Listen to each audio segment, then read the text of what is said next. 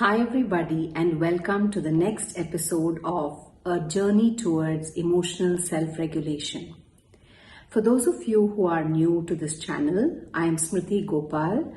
I'm an educator, a conscious parenting coach, a conscious living coach, and a present moment awareness coach. In this series, we're talking about emotions. We're trying to understand emotions and how they show up in our life and how we can have harmonious relationships with ourselves and the people whom we interact with. So in my last video, we spoke about the 6 steps towards emotional self-regulation. So today what I'm going to do through this video is talk a little bit more about the step where we sit with it. So go inward, sit with it. And I think it's a very confusing step. What do you do when you sit with it? Because when you sit with it, sometimes there's a whirlpool of thoughts that start coming. So just to ensure that we are doing what it takes for emotional self-regulation to set in when we are sitting with it, I want to talk about that step in a little bit more detail. So this particular concept that I'm talking about is something that I learned from the book The Presence Process by Michael Brown. This book has been extremely helpful to me. We're talking today about the emotional integration process. So when we are sitting with it, we are actually integrating the emotion. So what do you do and how do you integrate? The first step in this emotional integration process is dismiss the messenger. And I think this is extremely important. Who is this messenger? It is the person or the situation that causes the upset.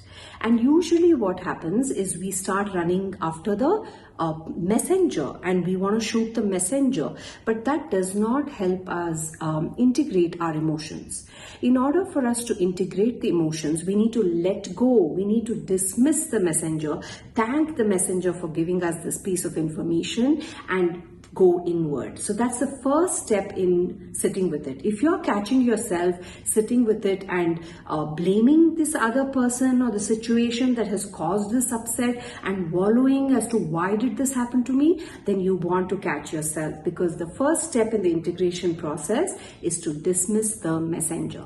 The next is to receive the message, which we had as a step even in our previous video. What does this mean, receive the message? Receive the message. The messenger has brought you a message. You need to take that message and let go of the messenger. And what is this message? What piece of pain has been brought up by this interaction? What is it that I had suppressed within me that is coming up because of this interaction with this person or this life situation? This is the message that we are receiving. And this message does not come so instantaneously as in knowing, oh, I know this is what happened and that's why this is happening. It generally comes up as a felt response. So you feel it in your body, which we spoke about last time too. So receive the message. In this receiving the message is you're just staying with the felt aspect of this particular emotion that has come up due to this interaction or this whatever happened. So we are going to focus on this felt aspect in receiving the message. Then comes the most important step, is to feel unconditionally.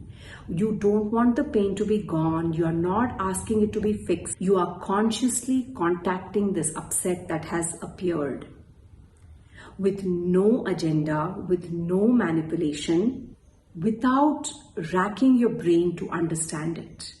Just feeling that emotion and allowing it, acknowledging it. The 2 words that are of importance in this stage of emotional integration is acknowledgement and containment. See, acknowledgement is like, it's here. I know you're here.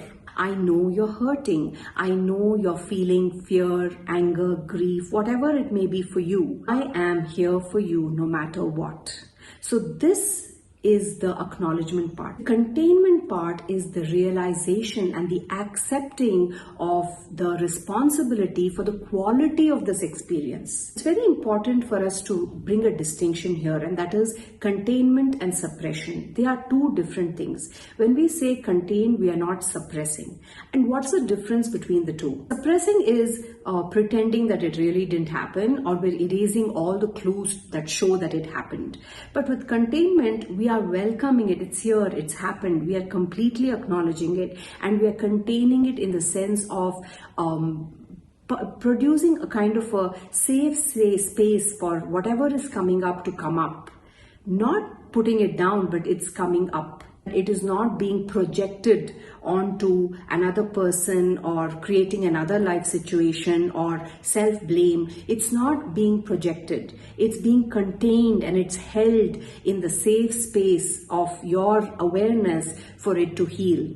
So that's the difference between containment and suppression. Suppressing emotions only brings it up in more fury the next time, and we are not taking care of it when we are suppressing it. We are neglecting the message that this emotion is bringing. So by containing, we are actually taking care of the child self that has risen because of this experience or whatever interaction that we had, and we are trying to nurture and take care of this child self and see what he or she is feeling in this moment so that we can make them feel safe. This is what is called integration or emotional integration. So there are no bad feelings. All feelings are here to give us a message, and when we integrate them, they become a part of us. So to say this emotional integration is kind of a conscious digestion of this, whatever has come up on the surface due to this interaction. It is integrating those parts of our childhood which remained unintegrated and are calling for help every now and then. So it's basically taking care of that child self. If you want to integrate your emotions, we have to feel it. There is no other way, and nobody can integrate it for us. Only we can integrate our own emotions. Only we can feel our feelings. Nobody can feel for us. Any kind of emotional discomfort or turbulence can be integrated using these 3 steps. By not going out there, but going in here, we transform the quality of the experience that this person or life situation has initiated. When we are not emotionally integrated, we experience an imbalance. So an unbalanced adult is an unattended child. So basically it's the child, inner child, calling for attention and needs some caring in this moment. The quality of the experiences we have in our life is related to the integration that has happened within us. So the more integrated we are, the more we are responding to life and life situations rather than reacting to it. Try this emotional integration process for yourself along with what we spoke about in the last video. So dismiss the messenger, receive the message, and feel unconditionally. Thank you for listening, and if you liked what you heard, please share. Please press the subscribe button if you haven't done so yet, so that you know when the next episode comes in. And until we meet again, stay alive to emotional discoveries. Thank you and bye-bye.